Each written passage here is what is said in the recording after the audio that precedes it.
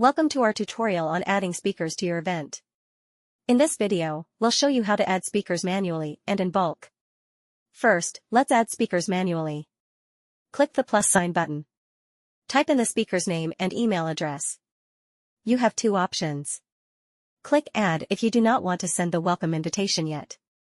Click Add plus Send Invite to send the welcome invitation immediately after adding the speaker. Next, let's look at how to add speakers in bulk. Click Download Spreadsheet. Open the downloaded file. You'll see samples in the file to help you format the information correctly. Add the speaker's information to the spreadsheet. Save the file. Click Select a file and upload the saved file.